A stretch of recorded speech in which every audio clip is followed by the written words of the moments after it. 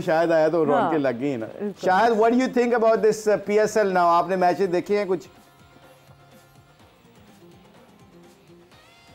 Matches देखे? हक तो बनता मुल्तान सुल्तान के, जिस तरह की क्रिकेट वो खेल रही है। हाँ जी, एक कुछ आप देखें और पिशावर, मेरे ख्याल में पिशावर और मुल्तान सुल्तान ही नजर आती है फाइनल में।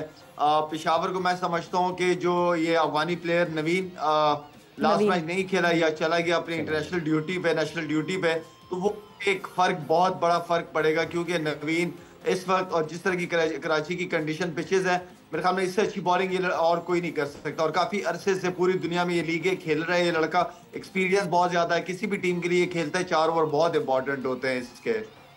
शायद ये मुझे लगता है Peshawar Zalmi not missing a trick. मुझे लगता है कि वो तैयब को नहीं खिला रहे, वो जो लेग स्पिनर आरिफ याकूब को नहीं खिला रहे, क्योंकि यहाँ पे कराची में स्पिन हो रहा है। उसामा मीर का दूसरी इनिंग में भी स्पिन हो रहा था। तो आई थिंक लेग स्पिनर और मेहरान को अगर टारगेट करें, 5 जेन्युइन बॉलर के साथ जाए, तो फिर इनके पास चांस नहीं बनेगा जितना कि इनकी बैटिंग है। मुशी भाई, कराची की कंडीशन में जिसके पास अच्छे स्पिनर्स हैं, दो भी बहुत हैं। मेरे ख्याल में वो टीम किसी को आगे नहीं लगने देगी। स्पिनर्स का रोल बहुत इंपॉर्टेंट है। ये पिच जो है वो दूसरे पिचेस से थोड़ी सी डिफरेंट है, और यहाँ पे अच्छा बॉलर्स को ग्रिप बहुत अच्छा मिल रहा है। तो यहाँ पे अगर आप उसामा की बात करें इस पूरी लीग के अंदर, तो मेरे ख्याल में उसामा जो इस वक्त सबसे ज्यादा विकेट उसी लड़के ने लिया, और खासतौर पर ये कंडीशन बहुत ज्यादा सूट करती है जो कराची में इस वक्त। बिल्कुल, और वो बहुत प्रॉम्प्टली ही is been performing on and on. Usama जो है वो आपको उस तरह परफॉर्म करते हुए दिख रहे हैं। बट लारा, आज इस्लामाबाद यूनाइटेड और कोयटा ग्लैडिएटर्स आमने सामने होंगी। इन दोनों टीम से क्या एक्सपेक्ट करते हैं आप? सवेरा, कोयटा ने जिस तरह शुरू किए थे मैचेस, हमारी एक्सपेक्टेशन बहुत ज्यादा बढ़ गई थी कोयटा से, लेकिन बीच में ऐसे परफॉर्मेंसेस उनकी रही कि बिल्कुल हैरान रह गए थे हम लोग। या आई मीन के इनके बैट्समैन या इनके बॉलर कर क्या रहे हैं। तो आई मीन जिस तरह लीग शुरू की उन्होंने, उस हिसाब से तो अच्छे लग रहे थे, बल्कि फेवरेट में से नजर आ रहे थे कि क्या पता फाइनल तक ये टीम जो है वो केपेबल है पहुंचने की।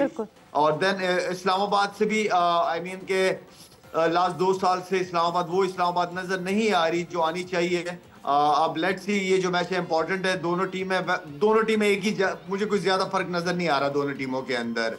और क्योंकि जो ओपनर्स मुनरो और हिल्स, जो एक्सपेक्टेशन थी वो नजर नहीं आ रही।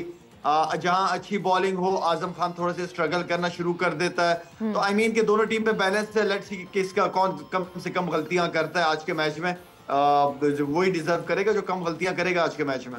लाला, अता साहब ने पूछ ले। जी पूछे। शायद आप, मेरा ख्याल है कोयटा ग्लैडिएटर को एडवांटेज नहीं है कि उनके पास 3 स्पिनर है, और इनके जितने भी बैट्समैन हैं स्वाइस शदाब के, किसको सिंगल नहीं आती, तो उनको कोयटा ग्लैडिएटर के पास ज्यादा चांस है आज 3 स्पिनरों के साथ उन पर टारगेट करने का। मैं मुश्किल भाई आपकी बात को बिल्कुल सेकंड करूंगा। बड़ी जबरदस्त बात की है आपने। आई थिंक ये वो स्पिनर्स का, जिस तरह हम कह रहे हैं कि स्पिनर्स का रोल इंपॉर्टेंट होगा और स्पिनर्स को फायदा उठाना चाहिए, और मेरे ख्याल में कोयटा को ये फायदा उठा लेना चाहिए।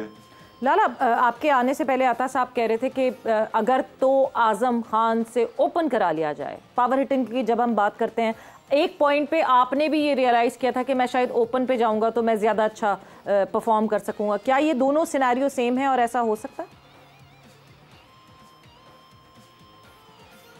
सवेरा ओपन करना और 5वें 6वें नंबर पे खेलना ना, मेरा मतलब है कि फर्क, बहुत बड़ा फर्क होता है। नया बॉल स्विंग सीम, आप एक ऐसे नंबर पे खेलते हो जहां पे बॉल स्विंग होता ही नहीं है, बिल्कुल फ्लैट मतलब अच्छा बॉल बल्ले पे आता है। देन फिर उसके बाद जो शुरू के 3-4 ओवर जो होते हैं, और जो जेन्युइन फास्ट बॉलर बॉल कर रहे होते हैं और अच्छा बॉल कर रहे होते हैं, तो वहां पे बैट्समैन स्ट्रगल कर रहा होता है। अब आई मीन के आजम के लिए ऐसा प्लेयर है कि आप शुरू के 6 ओवर में आप चांस ले भी सकते हो।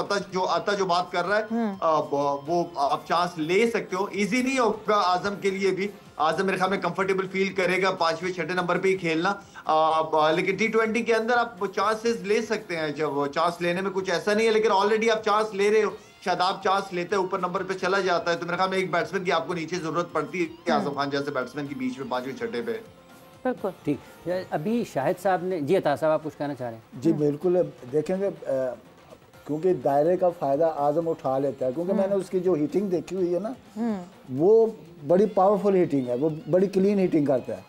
तो मैं उस वजह से कह रहा था, जब छठे नंबर पे होता है ना तो फील्डिंग खुली होती है, तो उसकी फिर वो जब एक हिट लगाता है, जब एक या मिस एक या दूसरी इसमें जो अता कह रहे हैं ना हो जाती है, तो वो उस ये लॉजिक मेरी वो थी कि इसमें दायरे का वो फायदा उठा सकता है जी। मगर इसमें जो अता कह रहे हैं ना, ये बात की जा सकती है, मगर शायद का इनके पास 5वें छठे नंबर पे बैट्समैन कौन है आजम के अलावा? पॉइंट तो ये भी है नहीं, इसके ऑलराउंडर्स उनके शुरू नहीं, मगर सबसे इंपॉर्टेंट बात जो शाहिद ने बात की है ना, शाहिद ने ये बिल्कुल सही की है। नया बॉल खेलना आसान नहीं होता, जितने मर्जी आप स्ट्राइकर हो, ये साइकोलॉजिकल इफेक्ट पड़ता है। हल्का सा गेंद 1-2 ओवर हिलता है, आप जब यूज टू नहीं होते। तो आजम खान की स्ट्रेंथ 5वें नंबर पे है। हाँ, कभी इस एक्सपेरिमेंट को करने के लिए एविडेंस चाहिए होता है, और एविडेंस आप लीग मैचों में अगर एक दफ़ा आजम को भेज के ऊपर देखते क्या वो कर सकता है, कंफर्टेबल है कि नहीं है। क्योंकि एज शाहिद साहब, इसने भी पाकिस्तान से ओपन की हुई है, नया बॉल भी खेला है, 6 नंबर पे शायद खेला हुआ है। तो नया बॉल खेलना आसान नहीं होता, psychologically you need to have that evidence कि मैं कर सकता हूँ। अगर उसने नहीं किया होगा तो फिर मुश्किल होगा। और नॉकआउट स्टेज पे तो आप ये बिल्कुल भी चांस नहीं ले सकते। हर कोई शाहिद अफरीदी नहीं होता, हर कोई शाहिद अफरीदी नहीं होता। जितनी हिटिंग, जितनी परफॉर्मेंस शाहिद भाई ने दी हुई है। सवेरा आप अगर ओपन करते हुए आ रहे हो ना, कंटिन्यू ओपन करते हुए आ रहे हो, तो 5वें छठे नंबर पे आप अपने आप को एडजस्ट कर जाते हो। लेकिन आप 5वें छठे नंबर पे खेलते आ रहे हो, क्रिकेट आपने शुरू की, फिर आप अचानक ओपन, वो थोड़ा सा फिर आप मुश्किल एक स्टेज होती है, एकदम से नई बॉल को फेस करना एक मुश्किल। मुश्ताक साहब, अभी जो शाहिद साहब ने बात की कि जब अच्छी बॉलिंग होती है तो आजम को मुश्किलात आती हैं, आप समझते हैं कि इंटरनेशनल लेवल पर जब वो गए, एक ये वाला फ़र्क उनकी नाकामी की एक वजह बना आपके ख्याल में? आई थिंक क्योंकि वो आजम बच्चा है अभी, और उसने फर्स्ट क्लास मैचेस इतने नहीं खेले हुए। आई थिंक 15-20 मैचेस खेले होंगे। उसको सीखना है ये कि जब आजम आता है कि उसको बाउंसर पे बॉल करते हैं, लेंथ बॉल करते हैं, उसकी बॉडी की तरफ बॉल करते हैं। मैंने नोट किया, ये शायद बिल्कुल सही कह रहा है कि जैसे ही आजम आता है ना, तो वो अपने मेन बॉलर को ले आते हैं जो फास्ट बॉलर होता है, तो उसको उसकी बॉडी पे टारगेट करते हैं ताकि आजम को, ये छक्का मार लेता है वो भी, मगर उसको अनकंफर्टेबल करने का तरीका यही है। आजम के लिए बहुत अच्छा एक प्लान होना चाहिए PSL के बाद। He should go in first class cricket and play lots of first class matches. वहाँ पे उसको बाउंसर भी होंगे, हर मुश्किल कंडीशन से खेलना भी पड़ेगा। जब वो वहाँ से सीख लेगा, फिर उसके लिए 2020 में खेलना आसान होगा। कितना बच्चा है वो? तो ये जरूर आई थिंक क्या है, 25-26 साल का होगा। आजम 25-26 साल, 26 आई गेस। बट उसके क्रिकेटिंग पॉइंट ऑफ व्यू से बच्चा है, क्योंकि क्रिकेट में आपने कई बच्चे 17-18 साल के भी फर्स्ट क्लास खेल लेते हैं। आजम ने बहुत लेट क्रिकेट शुरू की है फर्स्ट क्लास में, तो आई थिंक जैसे फर्स्ट क्लास क्रिकेट खेला, उसके बाद उसने कैरिबियन में जाके बहुत अच्छा खेला है वो, क्योंकि first class cricket longest sixes Caribbean में जाके, जहाँ पे हम कहते हैं कि जी छक्के लगाने वाले ये जितने सारे इनके बैटर्स हैं। बट यस, वक्त अब हुआ है मेरा फेवरेट टाइम, जहां पे एनालिस्ट प्रेडिक्शन होती है। इस प्रेडिक्शंस की तरफ मूव ऑन करते हैं। क्या थी कल की प्रेडिक्शंस, और आज की प्रेडिक्शंस पे फिर आगे जाएंगे। Multan Sultans versus Peshawar Zalmi. अता साहब आपसे शुरू करेंगे। Peshawar Zalmi is upper hand. आप Peshawar Zalmi. Another vote for Peshawar Zalmi.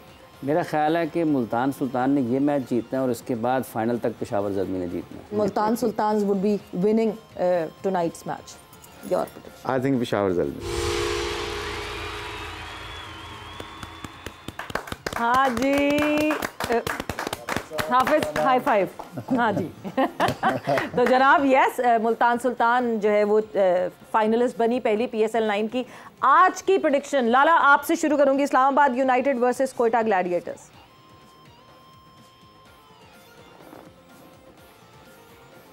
मैं जी कोयटा के साथ जाऊंगा। ओके जी, कोयटा ग्लैडिएटर्स।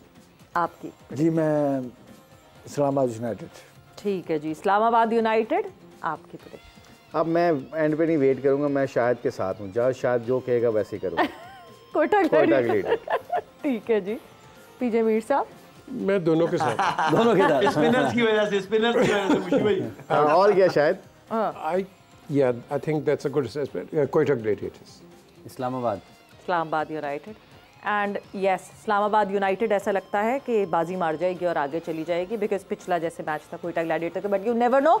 सो यस, यहाँ पे प्रेडिक्शंस आ गई हैं। प्रेडिक्शन टेबल क्या अभी इस वक्त दिखाता है कि हमारी एनालिस्ट प्रेडिक्शन टेबल में जो है वो क्या सिलसिला है, कहाँ कौन किस पॉइंट्स पे बैठे हुए हैं। सो वो भी साथ साथ अगर हमें दिखा दें, एंड विद दैट जो है वक्त का मुकाबला सख्त रह गया बिल्कुल जी। 31 मैचेस, 19 ठीक हैं, 9 गलत हैं, 40 पॉइंट्स हैं सवेरा पाशा के। मोमिन साकिब के 31 मैचेस में से 14 ठीक हैं, 14 गलत हैं, 30 पॉइंट्स हैं इनके। पीजे मीर साहब 21 मैचेस में 11 तीसरे नंबर पर आ गए हैं जी, जो बड़ी छलांग लगाई है परसेंटेज बेसिस। हाँ, इन्होंने पेशावर ज़ल्मी तक किया किस तरह हो गया? नहीं परसेंटेज बेसिस पे उनको ऊपर कर दिया। 21 मैचेस में 11 ठीक, 8 गलत, 24 पॉइंट्स इनके। शाहिद आफरीदी साहब 31 मैचेस में 13 ठीक, 16 गलत, 28 पॉइंट्स। हाफिज इमरान 31 मैचेस में 12 ठीक, 17 गलत, 26 पॉइंट्स। और मुशी भाई 31 ये कोई गेम चली ना मुशी भाई ने जो है वो बॉटम से टॉप किया। ये गेम चली है। आप तो ऊपर थे तीसरे नंबर पे, तो खत्म है ये, कोई चक्कर चलाइए। मैं आई शैल सी द प्रोड्यूसर।